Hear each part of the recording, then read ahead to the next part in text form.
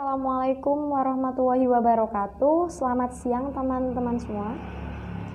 Semoga kita senantiasa diberikan kesehatan dan perlindungan dari Allah Subhanahu wa taala sehingga pada siang hari ini kita dapat mengikuti perkuliahan dalam keadaan sehat tanpa kekurangan suatu apapun.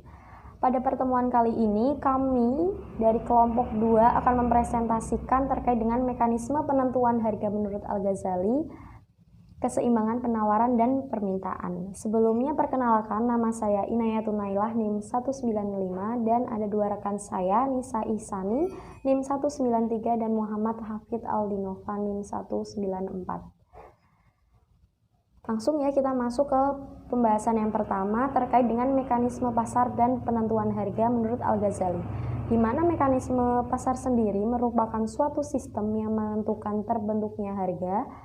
Dalam prosesnya dipengaruhi oleh beberapa hal, seperti halnya permintaan, penawaran, distribusi, kebijakan pemerintah, uang, pajak, dan keamanan. Dalam proses mekanisme pasar sendiri diharuskan adanya asas moralitas, antara lain persaingan yang sehat, kejujuran, keterbukaan, dan keadilan.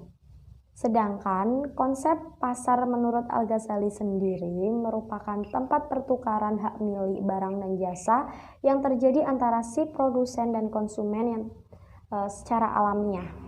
Meskipun demikian, Al-Ghazali tidak pernah menjelaskan konsep permintaan dan penawaran dalam terminologi modern. Namun beberapa paragraf tulisannya menunjukkan konsep penawaran dan permintaan. Menurutnya, kurva penawaran itu naik dari kiri ke bawah ke kanan atas, sehingga dinyatakan bahwa jika petani tidak mendapatkan pembeli barangnya, maka ia akan menjualnya dengan harga yang lebih murah. Sementara kurva permintaan sendiri turun dari kiri kanan atas kanan bawah. Yang dimaksudkan harga dapat diturunkan dengan mengurangi permintaan. Seperti halnya pemikir lain pada masanya, Al-Ghazali setelah berbicara konsep permintaan dan penawaran juga membicarakan terkait dengan harga yang langsung dikaitkannya dengan keuntungan-keuntungan, yaitu kompensasi dari kepayahan perjalanan, resiko bisnis, dan ancaman keselamatan dari si pedagang tersebut. Al-Ghazali tidak setuju dengan keuntungan berlebihan untuk dijadikan sebagai motivasi dalam berdagang.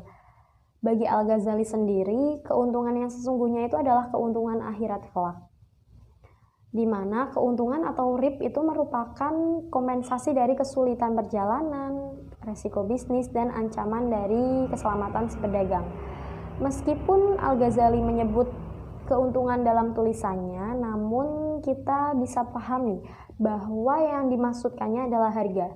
Artinya harga bisa dipengaruhi oleh keamanan perjalanan, resiko, dan sebagainya. Perjalanan yang aman akan mendorong masuknya barang impor dan menimbulkan peningkatan penawaran. Akibatnya harga menjadi turun, begitu pula sebaliknya. Yang dimaksud keuntungan akhirat sendiri, yang pertama, harga yang dipatok si penjual tidak boleh berlipat ganda dari modal, sehingga hal tersebut dapat memberatkan si konsumen. Kedua, dalam berdagang adalah bagian dari realisasi ta'awun atau saling tolong-menolong yang dianjurkan dalam Islam. Pedagang mendapatkan keuntungan, sedangkan konsumen sendiri mendapatkan kebutuhan yang diinginkan. Kemudian yang ketiga, berdagang dengan mematuhi etika ekonomi Islam itu merupakan aplikasi syariah, maka dalam pelaksanaannya itu dinilai sebagai sebuah ibadah. Kemudian yang selanjutnya akan dijelaskan oleh rekan saya ya. Terima kasih. Di sini saya akan menjelaskan materi tentang teori penawaran, permintaan, dan equilibrium pemikiran Al-Ghazali. Untuk yang pertama, tentang teori penawaran Al-Ghazali.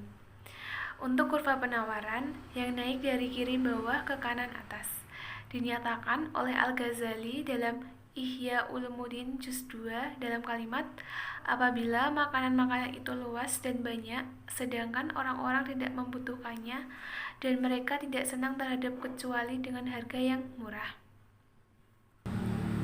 Dalam PPT tersebut sudah terdapat grafik. Untuk penjelasan grafiknya sebagai berikut. Pada tingkat harga P1, jumlah barang yang ditawarkan oleh penjual adalah sebesar QS1. Sementara jumlah barang yang diminta hanya sebesar Q1. Dengan demikian, petani tidak mendapatkan cukup pembeli.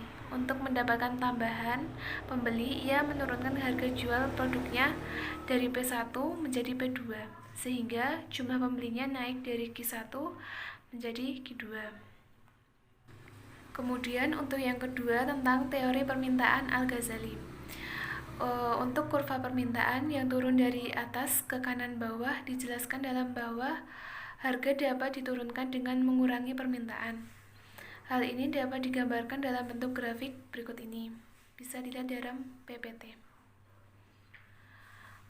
Awalnya harga yang diminta petani adalah sebesar P1. Pada harga ini jumlah permintaan dan penawaran terhadap harga produk petani tersebut adalah sebesar Q1. Dengan menurunnya jumlah permintaan dari Q1 menjadi Q2, yakni dengan bergesernya kurva permintaan D1 ke kiri bawah menjadi kurva D2, maka tingkat harga akan turun pula dari P1 menjadi P2. Dengan demikian, harga dasar diturunkan dengan mengurangi permintaan. Untuk yang ketiga yaitu equilibrium atau keseimbangan permintaan dan penawaran Al-Ghazali.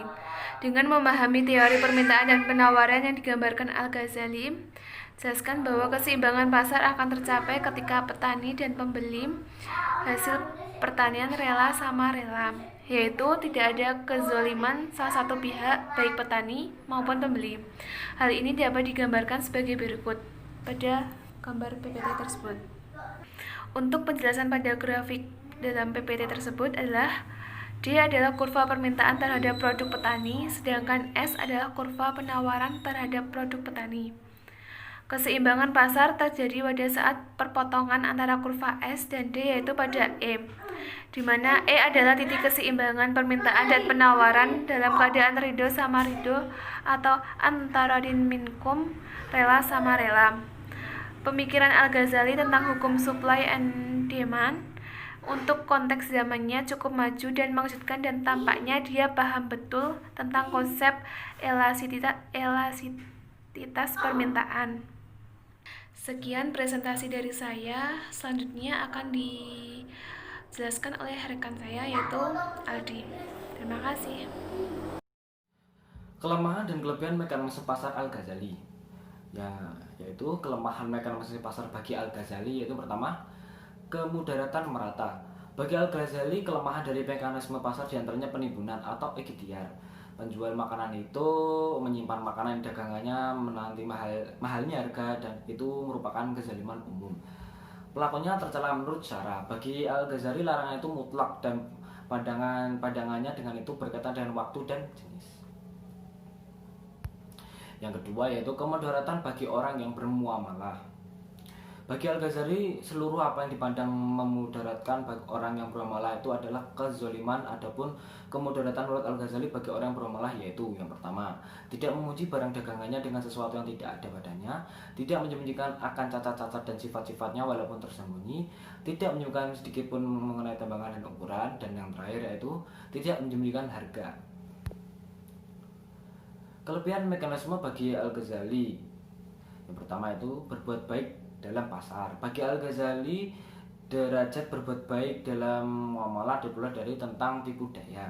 Jika pembeli memberikan kelebihan atas untung yang biasa ada kalanya karena sangat senangnya atau sangat butuhnya, dalam keadaan itu maka sesotnya untuk mengapa dan menerimanya, maka termasuk berbuat baik. Manakala tidak ada penipuan maka mengambil tambahan harga keuntungan, itu tidaklah menjadi kezaliman. Sebagian ulama berpendapat bahwa tipu daya melebihi sepertiga, dengan itu mewajibkan qiyar. Yang dimaksud dengan keuntungan akhirat agaknya adalah pertama, harga yang dipatok si penjual tidak boleh berlipat ganda dari modal sehingga memberatkan konsumennya. Kedua, berdagang adalah bagian dari realisasi ta'awun atau tolong menolong yang dianjurkan Islam.